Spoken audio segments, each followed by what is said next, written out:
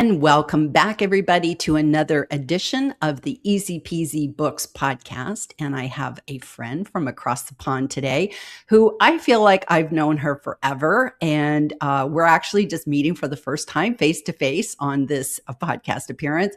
And it just goes to show you the testimonial of video, because video actually makes you feel like you've known somebody for years, even though you're just kind of swimming in similar ponds. So Janine, can you please introduce yourself, let people know who you are and what you do, and then we'll get stuck in. Yeah, thank you for having me on. So if you have never met me before, I'm Janine Coombes, and I help coaches and consultants position their services so they're obvious must-haves to your ideal clients. So I'm talking messaging, positioning, pricing, all of that good stuff. And I'm an author and a speaker. I love that. I love that. And it's always good. I always love people that like whip out their book. They have it ready because that's the whole point. That's the whole point. And I do have the Kindle copy here available, and I love it. And I love it. And I love the colors and I love the title. And I have to say, I'm partial to the word easy, as in easy peasy, because everything I do is easy peasy, and it's the name of the podcast. So why don't we start with that? Easy. So tell us the backstory of your book. First of all, tell us what it's about, and then let's talk about how that book baby got born. Yeah. Well, I don't know whether this is a typical book story, but I did a workshop / webinar a couple of years ago based on a little resource I put together for a client. And I thought, oh, this might be really useful to share. And it just is a model I made up myself, which combined two buyer decision-making journeys. Because when somebody's working out whether they want to work with you or not, that process of getting to know, like, and trust you doesn't necessarily coincide with them being ready to buy or ready to take action on whatever change that they want in their life, business, health, whatever you're helping them with. Those two journeys don't happen simultaneously. So you might get in this situation where somebody thinks you're amazing. They think they're amazing and they're making all the right noises and they're saying, oh, I love your content. I always watch your videos and I've read your book and all this, but they never buy from you. And it might be that they're just not aware of the problem or any desire to change in their life, or again, what you help them with. Alternatively, they could be in the market for something that you do, but they don't know you well enough yet. They don't trust you well enough yet. Maybe they're not even aware that you exist yet. Like they cannot buy from you if they're not aware that you exist, obviously. So when those two things combine, when they're ready to buy and they know who you are and they trust you, and you get in front of them with the right messaging, with the right positioning of offer, that becomes an easy yes. And it sounds really obvious, but when I looked out for this model, this combination of the buyer decision-making journeys, I hadn't seen those two things combined. So I thought, well, I'll share this in a workshop. And I mean, I'm a sucker for putting too much information. Like, this workshop was the most dense thing you have ever come across. And I thought, maybe this is too much information for one workshop. Maybe I'll put it in a book and be able to expand on the themes and put my IP. It appeared that this was a new thing that I'd stumbled on, or, a helpful thing. And I wanted to get it down into a book as quickly as possible. So it's small but beautifully formed. And that is the reason I wrote the book, is to get it in there and share it with as many people as possible. I love that. I love that. And I always feel that that's like, all of a sudden it does just dawn on you. It's like, I have so much content here. I wonder if this would be a book. And then you just put it in. And then I think you did such a clear job of defining your ideal reader and speaking to that ideal reader. And I think, to your credit, I think marketers really know how to nail that, because if you're not speaking to that one specific person and you're like, oh, my book's for everybody, then my book's for nobody. So can you sort of say who your book is for? Who is your book for? Yeah, so I love working with coach-shaped people. So that is who the book is for. It's for coaches and people who sell highly relational services. I love working with coaches because they tend to be very self-aware, and there's a specific combination of things to think about when you're selling coaching services that is different than if you're selling web design services, VA services, design services, copywriting services. Like, it feels like they should be similar, but they're not in certain ways. And I like the specific problems that coaches present. I love working with them on that. So it was for coach shaped people because that's my ideal client. And it is not written for total newbies. I'd be interested to know if a completely new coach read it, what they would think, because it's not aimed at them. I think it's assuming a bit of knowledge about content marketing and marketing itself. So so that I have been quite specific about who the book is for. All of the examples are coaches. Arguably, the model could be used for anyone selling high ticket services, but I'm using coaching language throughout. I love that. And I just have to say, where did you come up with the phrase coach shaped person? Because that was just like, that is so unique. I love it. So how did that come up? I think it's because there are quite a few people helping coaches with marketing type stuff, and the people serving pure coaches, that seems quite well served.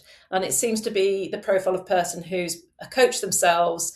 They've had to build up a coaching business themselves, and they've had to work out how to market their business and work out how to run their business, make sales, all of that stuff. So it felt like that niche is well served. And sometimes those people only work with accredited coaches who have been accredited by certain types of organizations, that kind of thing. And I'm a little bit more loosey-goosey than that. If you've been working in-house as a coach for 20 years, but you don't have an accreditation, I will work with you, right? I'm not precious about the word coach.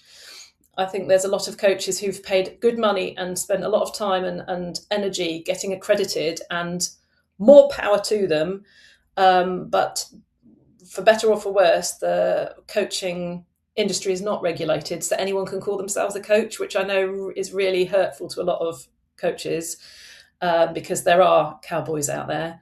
But if you want to call yourself a coach because you use a coaching approach and you mix that with consultancy and mentoring, that is what I mean by a coach-shaped person. And some of my clients are accredited up to the eyeballs, but they also offer consultancy, or they mix in all these other modalities that's to the point where you can't really call it coaching anymore. So that's what I mean by coach-shaped person. I love that. That's so broad and yet so specific all at the same time. So that's really great. So take us back to when you put together the workshop, so much content. You said, okay, I'm going to turn it into a book. What was your process? Did was it like, okay, structured? Was it just bang it out? Or what was your process? My process was to hire a coach. So, I love, again, why I love working with coaches is because partly I love being coached. I can feel the power in it. I think coaches are changing the world. And if in doubt, I hire a coach. So I had followed this woman, Vicky Quinn Fraser, for a while, and she was talking about micro books. And I thought, yes, that's the kind of book I can write, a very, very thin book. And that's going to be an easy read, and there's no waffle, and we get straight to the point. So I signed up to her program and got her to lead me through it so that I didn't have to second guess, or I just knew if I did it on my own, I'd make loads of mistakes and it would take 10 times as long, and I probably wouldn't get to the end. So I'm a very good starter. I'm not a very good finisher. So I think that decision was made from a place of awareness as well. Self-awareness.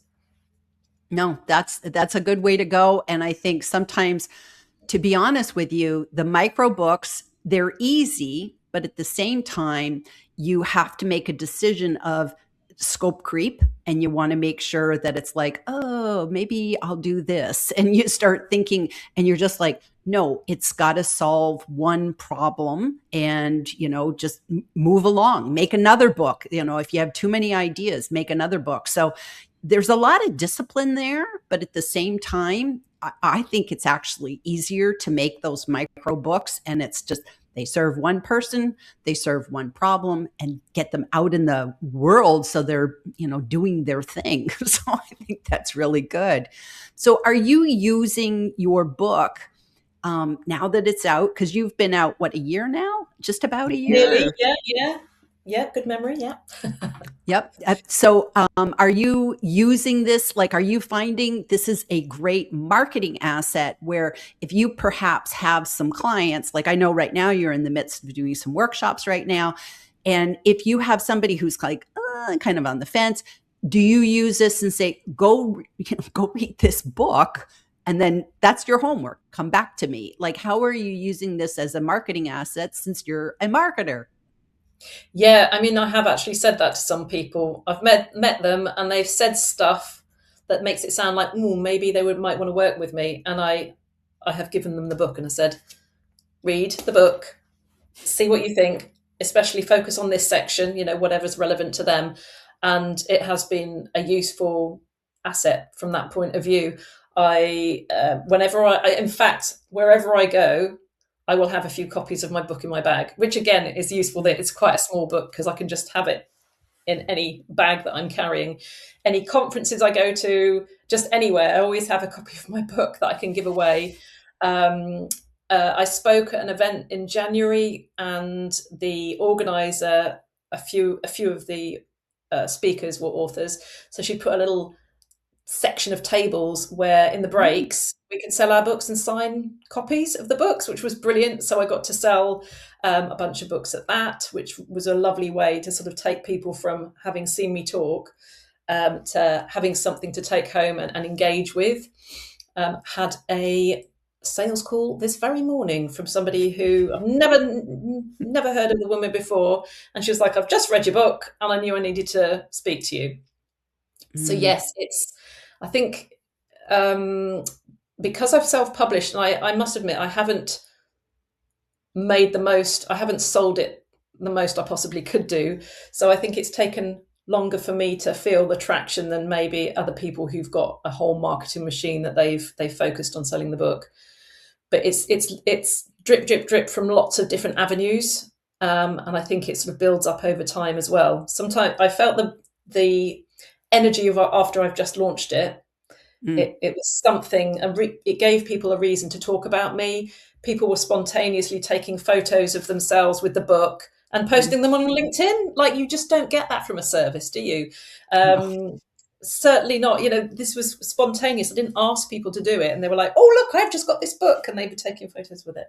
So there was an initial burst, and then it died off for a bit, and now I feel like it's getting out there, and I'm starting to feel the rivers flowing back. I love that. And, I've always felt that books kind of have a life of their own. They take a while to get their legs, because you do have the initial launch and everybody's making a fuss of it. And then it feels like a month later, everybody forgot you even wrote the book. You're just like reminding them over and over again. But and the same token, it's like it slowly does its thing. It gets out in the world, and you're on this show or that show, and it kind of comes up in conversation. And you feel like it's like you said, you can carry it around in your bag. It's almost like, to me, it's almost like a business card on steroids. That's what I think of some of my books, because if you have the right book for the right person at the right moment, it can like just magically unlock so many, different doors for people. So I think having books are just brilliant. I'm addicted to them. I can't stop making them. I just love them. So let's go back to your book launch, because it's always interesting in that that's where everybody, well, not everybody, but a lot of authors trip up. They love writing their book. They go through all the growing pains of, bringing that book baby into the world, and it's like, oh, self-publishing, and all the journeys that go with it, and Amazon, and this, that, and everything else. So then it comes time for book launch, and it's just kind of like ugh. That's where people get the pit in their stomach, and it's like marketing is hard. I want to hire somebody else to market my book, but we have to do it ourselves. Sales and marketing is the thing that authors have to take on. Now, you have a penchant for making marketing very, very fun. And before we went live today on the podcast, I was talking about how, Janine, I got to know you through your videos when I first came out on LinkedIn, like, I don't know, 2018, 2019, somewhere around there, somewhere prior to COVID. Prior to COVID, it's all blur now. And I remember seeing just so many of your marketing videos, and they were fun. And I just said, I want to be like her when I grow up, because I wasn't even doing video back then. I was just like, sitting, being the introvert and the wallflower introvert, going, maybe one day. But anyways, I really loved how you did your marketing. You did a lot of unique things. I want to start with your marketing video, because to me, that's an absolute classic. I talked about it in a masterclass I did recently, of how you did this mock Zoom call where you were just kind of, are you noticing my book? So can you tell us about that video and how you even came up with that? Was that just natural, or did you like come to you in the middle of the night and said, I'll make a video? So can you tell us about that story? Oh gosh, I wish I could remember.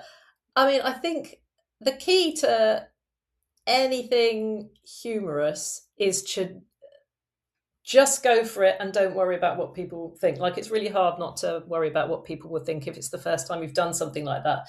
But that is the key to any of my funny things. If I think it's funny, I just don't worry about what other people think. Like, if it's not their sense of humor, there's some people that will still see my videos and think, oh my gosh, this is not a serious person, and I want nothing to do with her. And I just don't care. I don't care. And the video, I think I just had caught myself, like, any call I was having on Zoom, whether it was a sales call or a chat with a friend or a networking call, I'd be like, oh yeah, I have written a book, how did you know? And I caught myself just constantly going, oh yes, look, isn't it lovely, and just wanting to talk to everyone about it. So I thought I'd do a spoof. I've got stacks of books and I'm like, yeah, oh yeah, gosh. Yeah, it just came to me because it felt true. So a lot of funny things are true, aren't they? Oh, they Um, are. They are. And I think that's really what humor is it's exaggerating reality. And I know, like, one of my favorite comedians is Jerry Seinfeld. I've always loved Jerry Seinfeld. And he's just talking about stuff that's real, and you're just like, well, yeah, when you come to think of it, that is hysterical, and you laugh. And I know I have been on Zoom calls with people where literally they weren't trying to be funny, but it's like they've got the book in the background. They've got, like, the book is like a virtual background, and it's like it might as well have arrows at it. It's like I feel like, there should be scan here, buy it now. There should be running out of books. You just see two more copies left. Like, it's like the home shopping channel, and you're just like, hmm. It's like a little bit bizarre, but it does make you laugh. And the fun thing is that when you have fun with marketing, it makes people smile. And like, I recently launched a book 2 weeks ago or something like that. And I decided I'd use AI, and I made like little dachshund videos. And I just was having fun, because I have fun making AI videos, much more fun than if I just sit and record myself. So, and I've done that before, but for this one, I thought, I'm going to do something different. So I was putting all these prompts into Sora, and I was making these dachshund videos, and people were loving them, and they were making them smile. At the end of the day, did it help sell more books? I don't know. But I had so much fun. It took the ick out of, hey, I've launched my sixth book. It's like people are kind of getting tired of hearing me launching my books. But it made it fun. And I think that's the important thing, is just make it fun. And if nobody else has fun with it, if you do, you won, yeah. right? Yeah. If you think it's fun, you'll do more of it, won't you? And some Mm-hmm. of it, partly it is volume. If you create 100 fun videos, then 10 will be not funny. but it doesn't matter because you've got 90 funny ones. Yeah, I remember one I did, and it was really bad. And I thought it was funny, and I put it out there, and nobody thought. I got really bad reach. Nobody engaged with it, and my husband was like, "That is really embarrassing. That's bad." I was like, "Oh well, I won't reshare that one then." But, you know.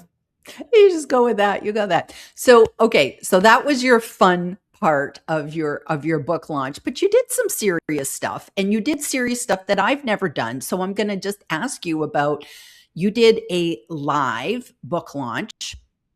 How did that go for you? Like I've never done that. I've only done things virtually.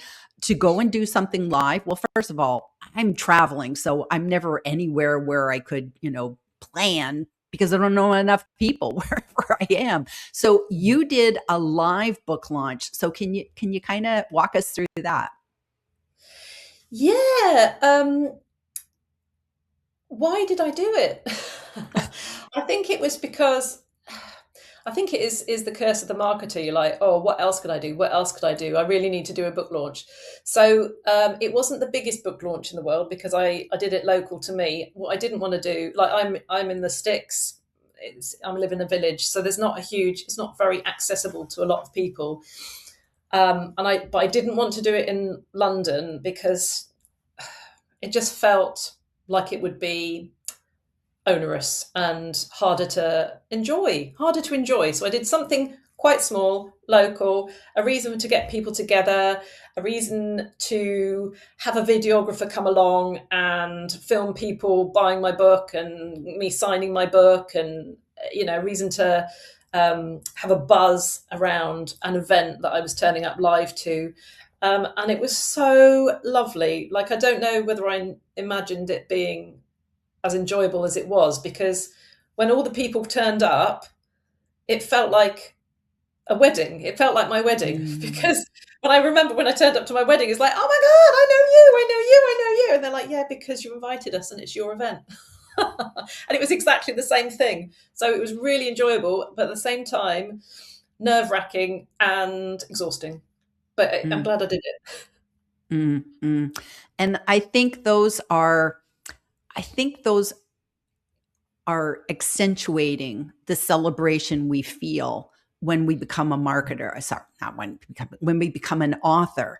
Because to me, it's like I likened it to like when I became a mother for the first time, where all of a Mhm. sudden it was like one day I was pregnant and I was just like this human being going through life, and then I was pregnant. And then the next day I became a mother and I went, I have changed as a person. Like my whole identity had changed because now this little human in my hands was going to be running my life for the next 20 years. And I would have to take a back seat. This little person's going to have to come first.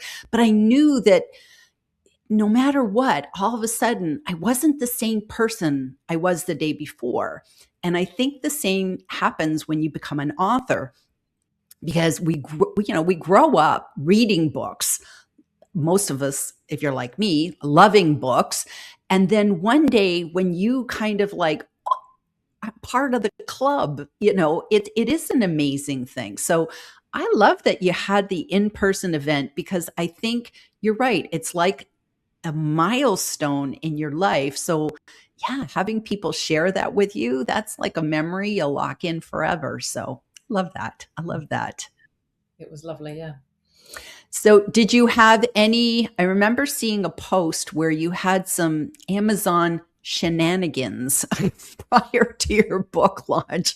Was that just getting author copies, or what sort of shenanigans did Janine have? Well, maybe this is a cautionary tale people can learn from. I had all these shoulds. I had all these, oh, well, obviously, I had it in my head that the book launch should be the same day as when it was available to buy. I don't know what I was Mm, thinking.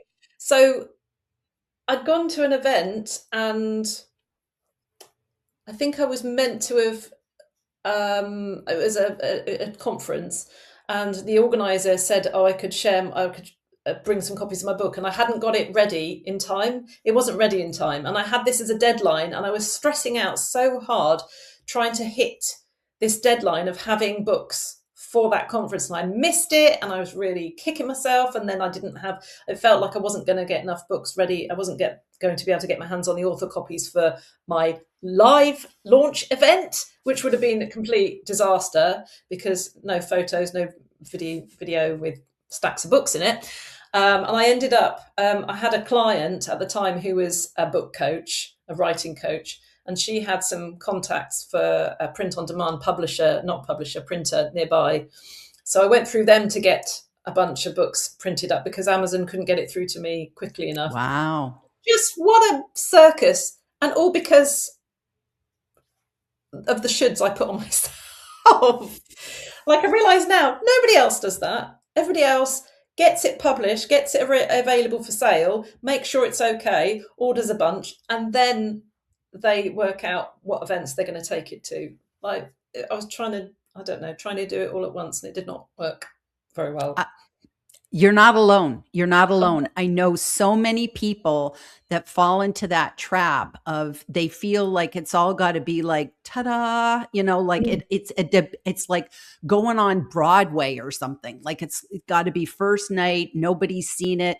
And, and that's a huge stress for people, especially when they say, well, and it has to be this date. And they don't realize that it's like, well, you can have that date in your head, but that's not necessarily going to work for Amazon. And people have no idea how long those darn author copies take to show up. And you're just like, well, isn't it 2 days? And it's like, no, not author copies. They can be sometimes weeks. And no, that's a major stressor. But I think that's one of the realities of the self-publishing world is it's going to take a lot longer than you think. And also too, it can't always be that ta-da, everything on the same day. It's so much stress. Yeah. I remember one of the shenanigans with the Amazon was that in their guidelines, they said the book has to be a certain width to fit your name and title on the spine. Right. And mine was fine. It was fitting in with the parameters. And I really wanted the name and the book on the information on the spine because it looks better and it looks like a proper book then. Mm-hmm. And I tried, and then I Googled it, and sure enough, somebody said, oh, they say that these are the parameters, but actually they're like 10 pages smaller than that. So yeah, that'll be why. And it just was one of these wormholes I'd fallen into. And so I do now for all of my books that I carry around with me and I give away for free and I sell bundles of, I've done it through my printer because my printer has no problem putting the information on the spine. It looks fabulous. I love that. That's great. Okay. That's a good thing to know. But it's like, and it's interesting because it's also too like the paper. If the paper is thicker, that can make the spine thicker, and Amazon uses thinner paper. But if you use color, it could be the thicker paper. And then there's Ingram Spark and yada, yada, yada. And there's just so many things. And you're just like, ah. So that's cool. So you still have the printer that you get other copies made with, ones with spines. Yeah. So if you see me out and about, and it's better quality. It's better quality through the printer, I have to say. I think the colour's slightly more vibrant. You got to be on it, haven't you? Yep. Well, and I think that, in all honesty, I think Amazon is probably trying to go from the mass, out to the masses. So they're printing everything at sort of the cheapest possible quality. Because I know I've actually tried Ingram Spark with one of my books and it was totally different, but the cost was insane. So it's like by the time I priced my book, I think I would make 38 cents a book, like if I used Ingram Spark versus Amazon. So there's just so much that you don't know until you start down this journey. So I want to ask you, what's next for you?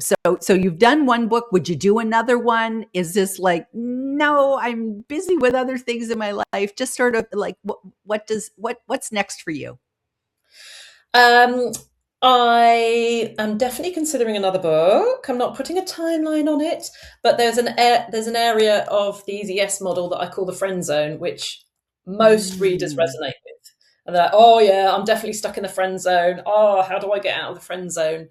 And we all know that reference from Friends. Well, people who've watched Friends. Not many people haven't watched Friends. Even the younger people, right. they're catching up. So that interests me. I think that would make for a very good follow up book. And what's next for me?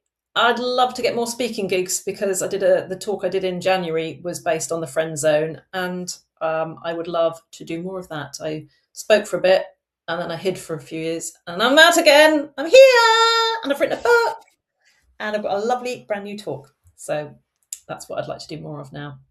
That's super. That's super. Well, that's awesome. I wish you all the great success. And I think that book is needed out there because that's something that a lot of people I know they deal with as clients, and they also go, then there's a whole pricing. It's like the friends rate, like it can be a bit of a whole boondoggle. So just it's a needed book. So please, I'm glad. I want to hear if it comes, so that's great. That's great. So Janine, thank you so much for being here today and sharing your wisdom and your fun with marketing. And with that, we'll say goodbye to everybody today, and we'll see you back next time on another edition of the Easy Peasy Books podcast. Bye, everybody.